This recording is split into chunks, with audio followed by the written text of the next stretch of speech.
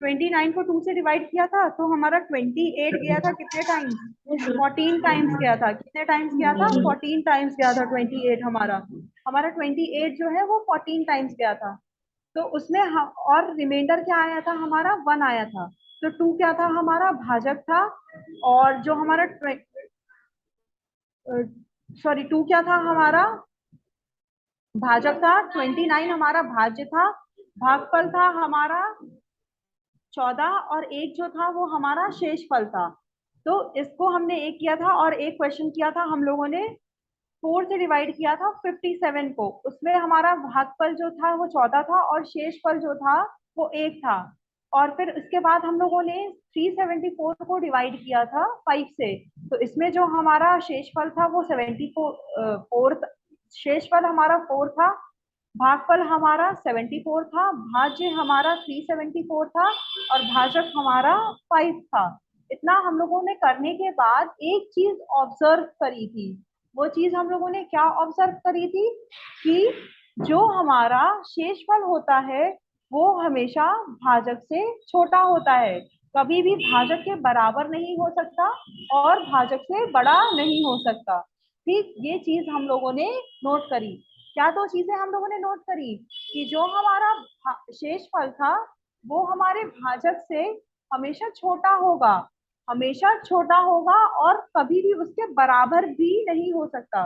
या तो उससे छोटा होगा या तो बराबर नहीं होगा। ये दो चीजें हम लोगों ने नोट करी थी। क्यों? क्योंकि ये हमारे आगे आने वाले क्वेश्चंस में हमारा इसका यूज होगा। तो जो हम लोगों ने लास्ट क्वेश्चन किया था वो क्या था उसको एक बार हम लोग देख लेते हैं।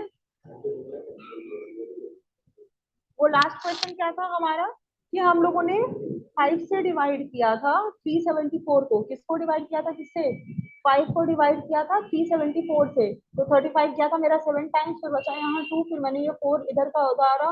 फिर आया मेरा 20 के बाद मेरा रिमाइंडर आया 4 और मेरा इधर आया 4। 20 आता है 4 टाइम्स। तो मैंने एक चीज नोटिस करी कि जो मेरा रिमाइंडर आया है शेषफल यानी कि 4 वो 5 से छोटा है। 4 जो है वो 5 से छोटा है। तो अब मेरी शेषफल की वैल्यूज क्या क्या हो सकती हैं? 4 से छोटी मेरी कोई भी वैल्यूज हो सकती हैं। 4 से छोटी मेरी कोई भी वैल्यूज हो सकती हैं। इसका क्या मतलब है कि जो मेरा शेषफल है उसकी वैल्यू 4 हो सकती है या 3 हो सकती है या 2 हो सकती है या 1 हो सकती है। क्या क्या वैल्यूज ले सकता है मेरी शेषफल? शेषफल मेरी वैल्यू 4 ले सकता है, वैल्यू 3 ले सकता है, वैल्यू 2 ले सकता है और वैल्यू 1 ले सकता है। क्या क्या वैल्यूज ले सकता है? 4 3 2 1। कितनी वैल्यूज ले सकता है? 4 वैल्यूज ले सकता है। 4 3 2 1। उससे पहले वाला मेरा क्वेश्चन क्या था जहाँ पे मेरा रिमाइंडर 1 आया था? जब मेरा रिमाइंडर 1 आया है तो इसका मतलब क्या है? एक ही वैल्यू मेरी वो ले सकता है। जो मेरा शेषफल है उसकी एक ही वैल्यू हो सकती है। एक वैल्यू कौन सी है? वो 1। कौन सी है? वो 1। लेकिन इस वाले केस में जो है मेरी 3 वैल्यू ले सकता है। 3 वैल्यू कौन कौन सी है? 4 4 से छोटा 3 3 से छोटा 2 2 से छोटा 1। सबको इतना क्लियर हुआ? सही है तो नो? Yes ma'am. तो इतना क्लियर होने के बाद एक क्वेश्चन लिखिए यही यूक्लिड्स डिवीजन लेमा का जिस तरह से पूछा जाता है। क्या एक क्वेश्चन लिखिए सब लोग? क्वेश्चन लिखिए, मैं क्वेश्चन बोल रही हूँ। लिखिए question. show that show that show show show that any positive any positive positive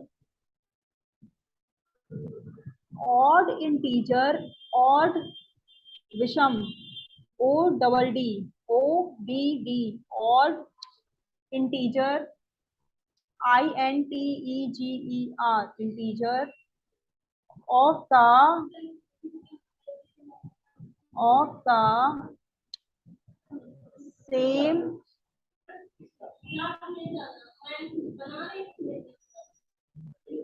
of the same form of the same form of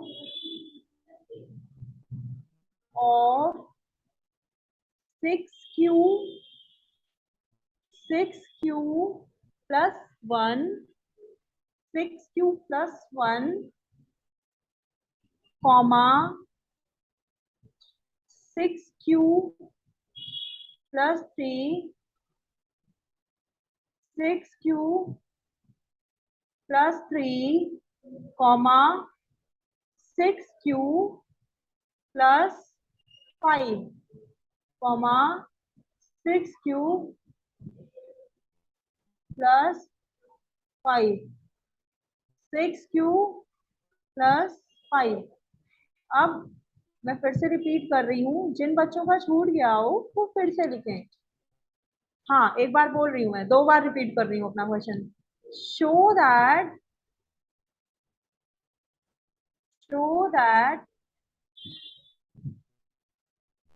any positive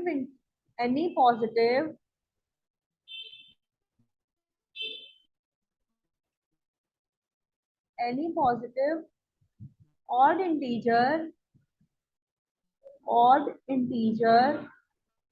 is of the form is of the same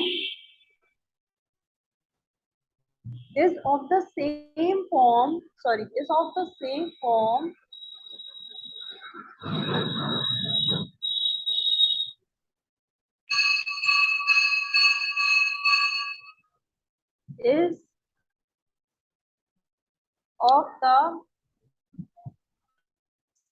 form of 6q plus 1 6q plus 1 comma 6q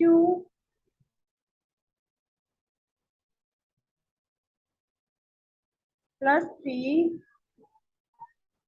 6q plus 3 comma 6q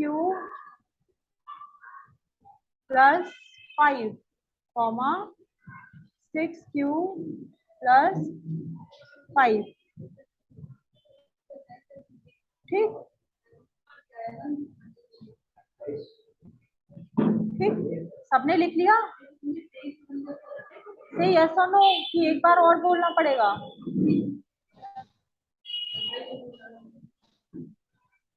Has everyone written the question? सबने question लिख लिया?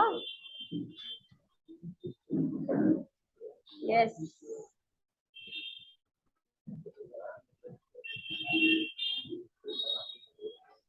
ठीक है, अब हम लोग इसको जो है वो सॉल्व करना स्टार्ट करते हैं।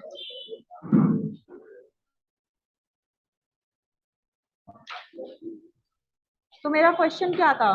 मैं क्वेश्चन लिख रही हूँ, जिसका क्वेश्चन छूटा हो वो यहाँ पे देख ले और यहाँ से कॉपी कर ले। ठीक,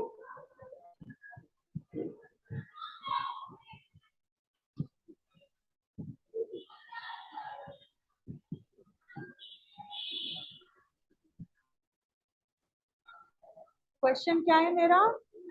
show that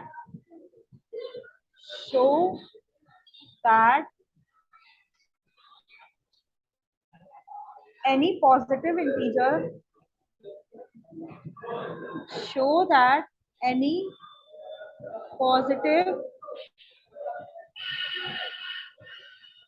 odd integer is of the form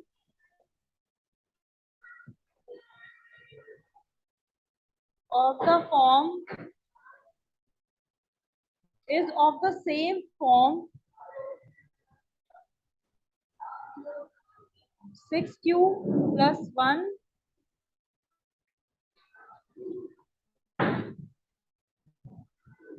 comma 6q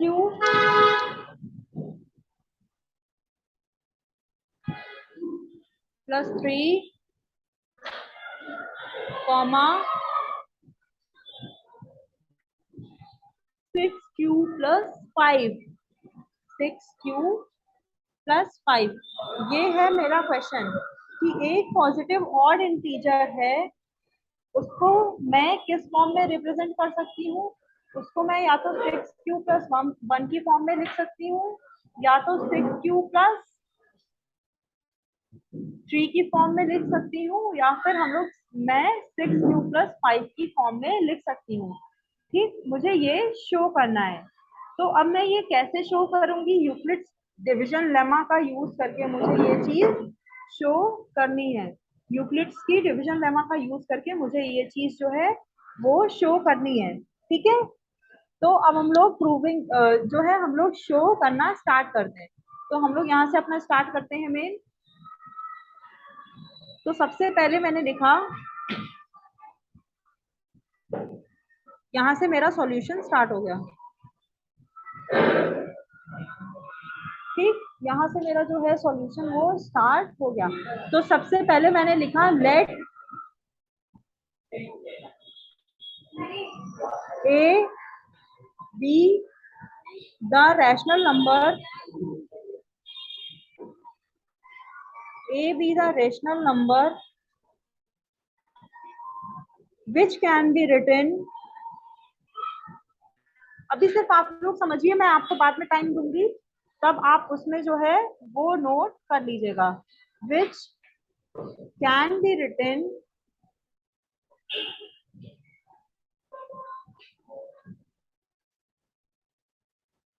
in the form of in the form of 6q plus 1 comma 6q plus 3 comma 6q plus 5। किस फॉर्म में लिखा मैंने? 6q plus 1, 6q plus 3 और 6q plus 5 के form में मैंने लिख लिया। मैंने एक पॉजिटिव रैशनल नंबर मान लिया। क्या क्या मैंने एक पॉजिटिव रैशनल नंबर मान लिया, और उसको ऐसा माना कि उसको हम लोग किस फॉर्म में लिख सकते हैं? 6q plus 1 comma 6q plus 3 comma 6q plus 5 के फॉर्म में लिख सकते हैं। अगर आपका ये क्वेश्चन 3 नंबर का आता है और आपने सिर्फ इतना भी दिखा तो आपको हाफ मार्क्स मिल जाएगा। तो क्यों? क्योंकि इसमें हमारी स्टेप मार्किंग होती है और ये क्वेश्चन आपका ही आता है, तो इसमें कोई इफ और बट नहीं है। ये क्वेश्चन आपका आएगा, कितने नंबर में आएगा? 2 से 3 नंबर में आएगा। जितने नंबर में भी आएगा उतने में आपको आधा नंबर मिल जाएगा, अगर आपने ये सिर्फ फर्स्ट लाइन लिख दी। और फर्स्ट लाइन में कुछ नहीं है, ये फर्स्ट लाइन जो है वो हमारी क्वेश्चन से ही आई हुई है। फर्स्ट लाइन हमारी सीधे डायरेक्टली क्वेश्चन से दी गई है, बस उसमें ए जो है, एक लेटर ए वो एक्स्ट्रा ऐड हुआ है। हमने ऐसा माना कि जो हमारा एक पॉजिटिव इंटीजर है, एक पॉजिटिव इंटीजर जो हमारा है 6q plus 1, 6q plus 3, 6q plus 5, ये एक रैशनल नंबर के फॉर्म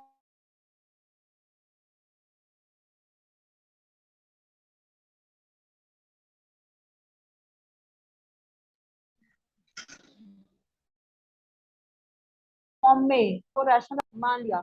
उस रैशनल नंबर को मैंने क्या मान लिया? ए मान लिया। ठीक, अब जब मैंने उसको ए मान लिया तो मुझे पता है यूक्लिड्स डिवीजन लेमा के हिसाब से मैं ए को किस तरह लिख सकती हूँ। सब लोग मुझे चैट बॉक्स में आंसर टाइप करके दीजिए कि मैं ए को किस टाइप से लिख सकती हूँ यूक्लिड्स डिवीजन लेमा के बेसिस पर।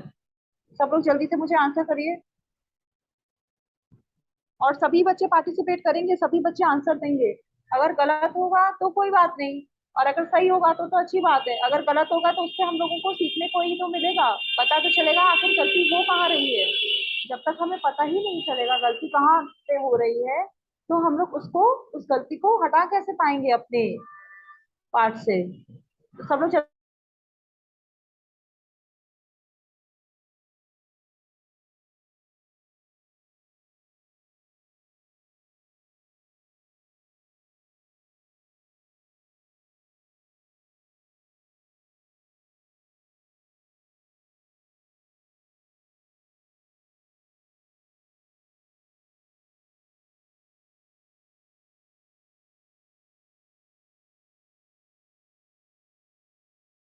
जल्दी से टाइप करके देखिए, बताइए कि यूक्लिड डिवीजन लेमा के हिसाब से हम लोग a इज इक्वल,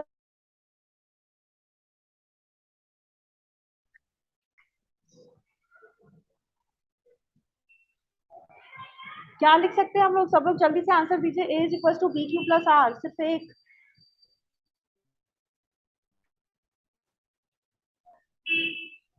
सिर्फ एक ही बच्चा है जिसे पता है, बाकी सब, बाकी किसी को नहीं पता। 39 पार्टिसिपेंट्स हैं और 39 पार्टिसिपेंट्स में सिर्फ एक ही रिप्लाई कर रहा है। गलत बात है ना ये तो? अभी तो पढ़ा था, अभी तो पढ़ा था, जस्ट 40 मिनट भी नहीं हुआ होगा बेटा। समझ में नहीं आ रहा क्या? सब लोग बताओ, समझ में आ रहा है कि नहीं आ रहा है? फिर मैं, अगर नहीं समझ में आ रहा होगा तो इसे और सिंपल करके बताऊंगी। एक नाजिया एंड निशा, इसका रिप्लाई आया, फिर तनु एंड फरजाना, बाकी सब 39 में से 5 रिप्लाई आ गए, बाकी 34 का क्या?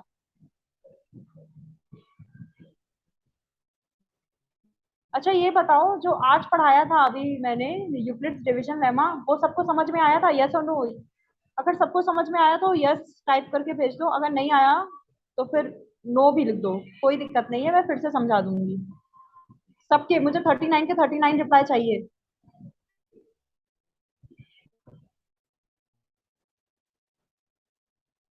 क्योंकि ऐसे मुझे नहीं पता चलेगा ना आपको कहाँ तक समझ में आ रहा है, कितना आ रहा है, कितना नहीं आ रहा है।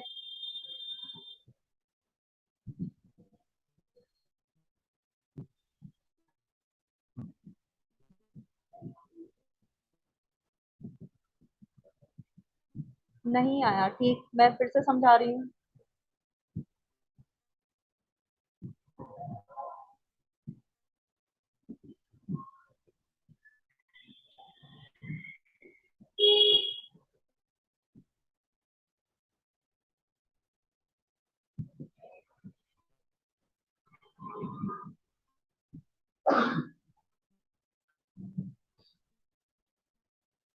चलो, मुझे लग रहा है कुछ बच्चों को शायद जो यूक्लिड्स डिवीजन लेमा था वो नहीं समझ में आया, ठीक, तो मैं उनको फिर से समझा दे रही हूँ।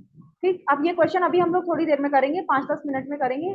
जिनको समझ में आ गया वो उनका एक बार रिवाइज हो जाएगा, और जिनको नहीं आया उनको पता चल जाएगा। ठीक, तो सब लोग अब सुनो, यूक्लिड्स डिवीजन लेमा होता क्या है? सबसे पहले लेमा, लेमा का मतलब क्या होता है? किसी भी एक स्टेटमेंट को दूसरी स्टेटमेंट की मदद से प्रूव करना। क्या होता है लेमा का मतलब? किसी भी एक स्टेटमेंट को दूसरी स्टेटमेंट की मदद से प्रूव करना। ठीक, सबको इतना समझ में आया? यस और नो? नो, इतना भी नहीं समझ में आया? किसी एक स्टेटमेंट को दूसरे स्टेटमेंट से प्रूव करना। हाँ ठीक है, कोई बात नहीं, अगर नहीं आया तो भी ठीक है, मैं और सिंपल करके समझाऊंगी। ठीक,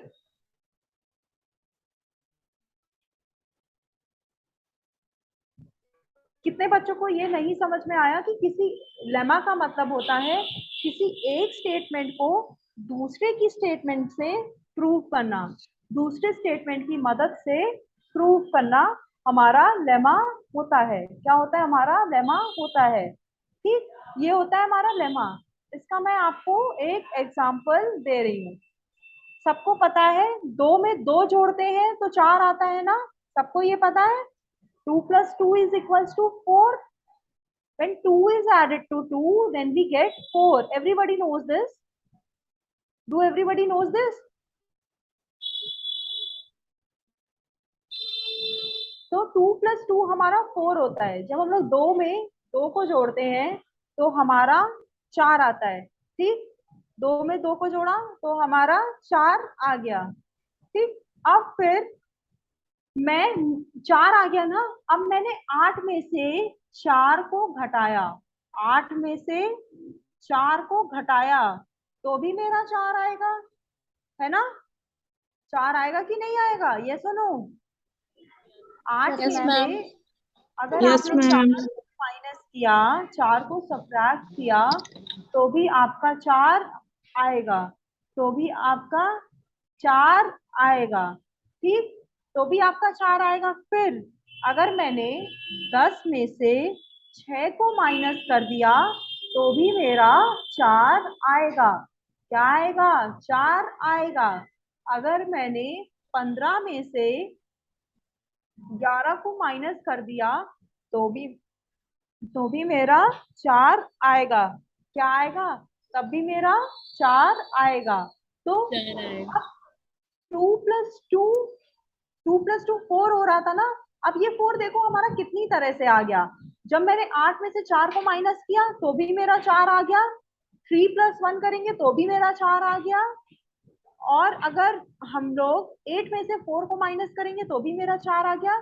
10 में से 6 को माइनस करेंगे तो भी मेरा 4 आ गया। 15 में से 11 को माइनस करेंगे तो भी मेरा 4 आ गया। और ऐसे कई तरीके हैं जिनसे मेरा ये 4 आ जाएगा। क्या आएगा? जिनसे मेरा ये 4 आ जाएगा। क्या आएगा? जिनसे मेरा ये 4 आ जाएगा। जिससे मेरा ये 4 आ जाएगा। तो लेमा का मतलब यही होता है। लेमा का मतलब क्या होता है? लेमा का मतलब होता है एक स्टेटमेंट को दूसरे स्टेटमेंट की मदद से प्रूव करना। एक स्टेटमेंट को दूसरे स्टेटमेंट की मदद से प्रूव करना। ठीक, एक स्टेटमेंट को दूसरे स्टेटमेंट की मदद से जब भी हम लोग प्रूव करते हैं तो उसको हम लोग लेमा बोलते हैं। क्या बोलते हैं? लेमा बोलते हैं। अब सबको लेमा का मतलब समझ में आया कि लेमा का मतलब क्या होता है? से यस और no. Yes, ma'am. Yes, ma'am. Yes, ma'am. Ma'am. Yes, ma'am. Yes, ma'am. सबको कोई ऐसा जिसे अभी भी नहीं समझ में आया हो, मुझे चैट बॉक्स में फिर से नो टाइप करके भेजो। मैं फिर से समझाऊंगी और सिंपल वर्ड्स में। अगर प्लीज किसी को भी नहीं समझ में आया तो वो मुझे बताओ, मैं समझाऊंगी, फिर से समझाऊंगी। क्योंकि मेरी क्लास में कोई भी ऐसा नहीं होना चाहिए जिसे अगर मैं कुछ पढ़ा रही हूँ वो चीज ना समझ में आए, फिर ये अच्छी बात नहीं होती।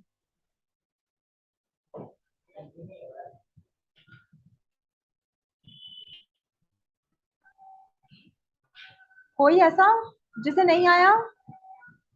से know if you don't get the thing.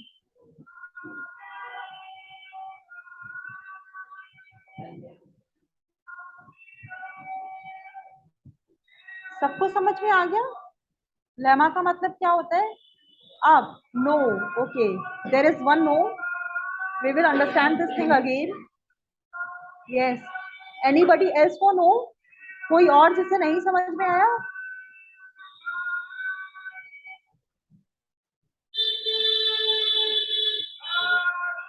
जिनके डिवाइस नेम गैलेक्सी टैब से सेव है वो प्लीज अपना नाम से उसको यूजर नेम जो है उसका चेंज कर लो अपने टैब का। क्योंकि फिर ऐसे पहचानने में पता चलता है कि किसे नहीं आया, फिर उससे ज्यादा कनेक्टिंग फील होता है थोड़ा। ठीक है, एक मेरे पास नो का भी आया था, 2 आए मेरे पास नो के।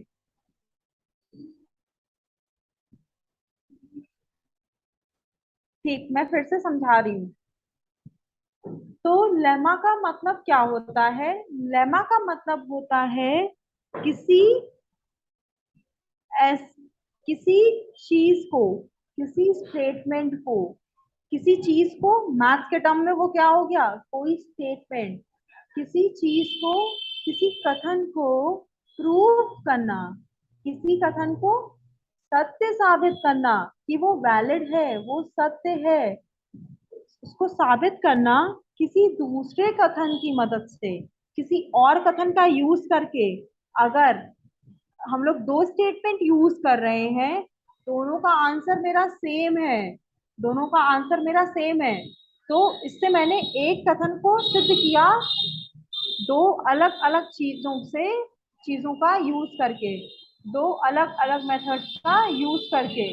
तो ये क्या होता है? मेरा लेमा होता है। क्या होता है? मेरा लेमा होता है। जैसे मैंने एक और जो है आपको एग्जाम्पल दिया था, sun rises in the east. क्या दिया था मैंने? Sun rises in the east. अगर सूरज सूरज जो है वो मेरा ईस्ट में उगता है तो जाहिर सी बात है वो डूबता किस में होगा? वो वेस्ट में डूबता होगा। वो सेट किस में करता होगा? वेस्ट में सेट करता होगा, वेस्ट में डूबता होगा। तो अगर मेरा ईस्ट में उगता है तो मेरा वो वेस्ट में डूबता होगा।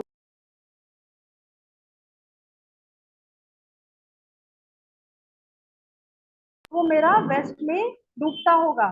ठीक, तो sun rises in the east, ये एक स्टेटमेंट है।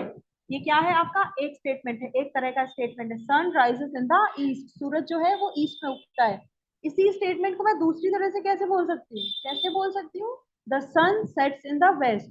अगर वो वेस्ट में सेट करता है तो ऑब्वियस सी बात है कि वो कहाँ, किस साइड उगता होगा? मेरा ईस्ट में उगता होगा, तभी तो वो आपका वेस्ट में सेट करता है, तभी तो वो वेस्ट में जाके डूबता है। ठीक है, सबको इतना समझ में आया? अब भी कोई ऐसा जिसे नहीं समझ में आया? से yes or no. The ones who don't get this point, type no again. I will explain this to them again.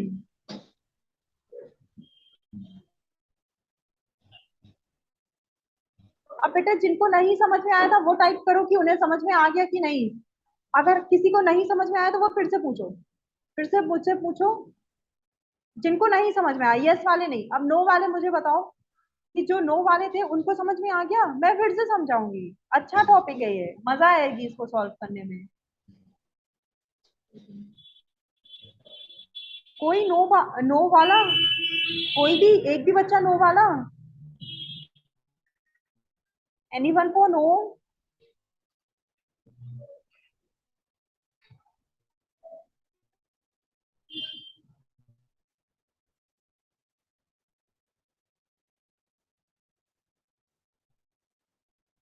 Yes, yes, yes. तो मतलब अब ये सबका समझ, अब ये सबको समझ में आया, मैं ऐसा अज्यूम कर रही हूँ। और आना भी चाहिए, अब तो मैंने काफी बार समझा दिया है ना, काफी बार समझ लिए आप लोग एक ही चीज को। कई सारे एग्जाम्पल्स भी हो गए मेरे अपने।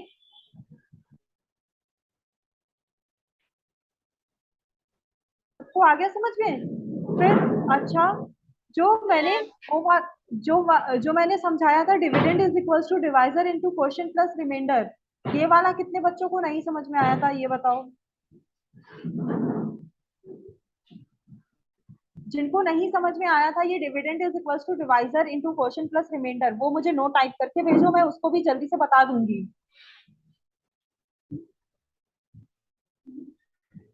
नहीं आया था, ठीक, एक बच्चा। देखो कभी भी पूछने में शर्माना नहीं चाहिए, क्यों? क्योंकि अभी तो आप छोटे लेवल पे हो। अगर आप अभी पूछ के अपनी मिस्टेक्स को करेक्ट कर लोगे तो आपको आगे चल के परेशानी नहीं होगी। लेकिन यही मिस्टेक्स जब आप कहीं बाहर जाके कमिट करोगे, कहीं बाहर जाके बताओगे, तो क्या होगा कि वहां पे फिर आपको इंफीरियोरिटी कॉम्प्लेक्स होता है, एक कॉम्प्लेक्स आता है अंदर से कि सबको पता है मुझी को नहीं पता है, तो वो चीज खराब होती है। जिसको नहीं आया वो तभी मुझे रोक के नो नो बोल दिया करो कि मैम नहीं समझ में आया, मैं आपको फिर से वो चीज जो है वो आपको समझा दूंगी। दोबारा पूछने में कोई दिक्कत नहीं है। अगर आपको 4 बार नहीं समझ में आए तो आप 4 बार पूछिए। क्यों? क्योंकि मेरा काम है बताना, तो मैं आपको बताऊंगी, तब तक बताऊंगी जब तक आपको नहीं समझ में आता।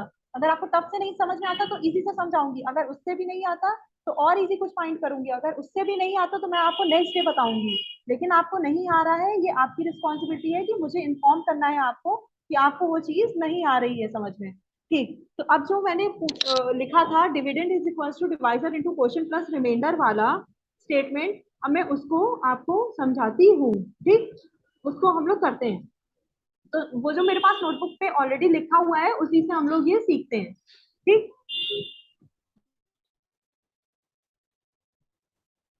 तो मेरा स्टेटमेंट क्या है? Dividend is equals to divisor into quotient plus remainder. अब मैथ्स में जो है हम लोग इतनी लंबी लंबी स्टेटमेंट नहीं लिखते हैं, इतनी लंबी लंबी स्टेटमेंट नहीं लिखते हैं। तो इन सब की जगह हम लोगों ने क्या लिख लिए? लेटर्स लिख लिए। क्या लिख लिए हम लोगों ने? लेटर्स लिख लिए। तो सबसे पहले इनकी हिंदी जान लेते हैं। डिविडेंड की हिंदी होती है भाज्य। डिविडेंड को क्या बोलते हैं हिंदी में? भाज्य बोलते हैं। डिवाइजर को क्या बोलते हैं? भाजक। क्या बोलते हैं डिवाइजर को? भाजक। क्वोशिएंट को क्या बोलते हैं? भागफल। क्या बोलते हैं? भागफल। क्या बोलते हैं क्वेश्चन को? भागफल प्लस रिमाइंडर। रिमाइंडर को क्या बोलते हैं हम लोग? शेषफल। क्या बोलते हैं रिमाइंडर को? शेषफल। क्या बोलते हैं? शेषफल। सब लोग ये रिपीट करो, तभी सबको याद होगा। तो भाज्य इज इक्वल्स टू भाजक इंटू भागफल फल प्लस शेषफल। क्या है मेरा स्टेटमेंट? भाज्य इज इक्वल भाजक गुणे भागफल प्लस शेषफल प्लस शेषफल। भाज्य इज इक्वल्स टू भाजक इंटू भागफल प्लस शेषफल। इतना हो गया मेरा। फिर इसके बाद मैंने एक क्वेश्चन लिया जिसमें मुझे 29 को 2 से डिवाइड करना था। 29 को 2 से डिवाइड करना था। ठीक, अब मैंने इसको जो है इस क्वेश्चन को फॉर्मेट में बना के लिखा। इसको मैंने जो है फॉर्मेट में बना के लिखा कि डिवाइड वाला जो पूरा सिंबल होता है वो सब करके मैंने लिखा। फिर इसके बाद मैंने 2 जो डिवाइड के पीछे लिखा होता है उसे हम लोग इधर बाहर लिखते हैं। तो मैंने लिखा ये 2 डिवाइडेड बाय 29 डिवाइडेड बाय 2। तो 29 इधर अंदर लिखा और 2 इधर लिखा। मुझे पता है 29 जो है वो 2 की टेबल में नहीं आता। क्यों नहीं आता? क्योंकि ये एक विषम संख्या है। कैसी संख्या है? विषम संख्या है। और 2 की टेबल में 2 के पहाड़े में सिर्फ हमारी सम संख्या आती है, यानी कि सिर्फ हमारे इवन नंबर्स आते हैं। But 2 is a odd number, so it will not be. But 29 is a odd number, so it will not come in the table of 2. तो हमें उससे छोटा कोई नंबर देखना पड़ेगा जो हमारी 2 की टेबल में आ रहा है। तो 2 की टेबल में मेरा क्या आ रहा है? 29 से छोटा 28 आ रहा है। कितने टाइम्स आ रहा है? 14 टाइम्स आ रहा है। कितने टाइम्स आ रहा है? 14 टाइम्स आ रहा है मेरा 28। तो अब मेरा शेषफल क्या बचा? 29 मेरा ओरिजिनल नंबर था, आ कितना रहा था? 28 आ रहा था। तो 29 29 में से 28 गया तो कितना बचा? 1 बचा। तो ये मेरा 1 बचा। अब मैंने इसमें सबको लेबलिंग नाम देना चालू किया। तो मैंने पाया कि ये जो 2 है मेरा, ये क्या है? भाजक। क्या है मेरा? भाजक। भागफल क्या है मेरा? 14। 14 क्या है मेरा? भागफल। भाज्य क्या है मेरा? भाज्य क्या है मेरा? 29। 29 क्या है मेरा? भाज्य। क्या है 29? भाज्य। और शेषफल क्या है मेरा? 1। एक। एक क्या है मेरा? शेषफल। सबको इतना समझ में आया? से यस और नो? यहाँ तक किसी को कोई दिक्कत? Yes ma'am. नो वाले बताओ मुझे पहले, कि जिनको नहीं समझ में आया वो वाले बच्चे बताओ मुझे, जिनको नहीं समझ में आया।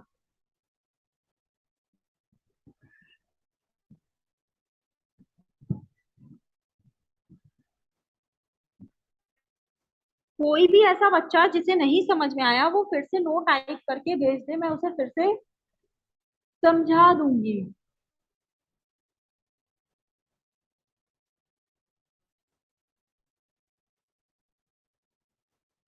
सभी लोगों को समझ में आ गया? ठीक। फिर इसके बाद चलो, ठीक, सारे नो वाले हैं ना ये? तो ठीक, इनको इतना समझ में आ गया।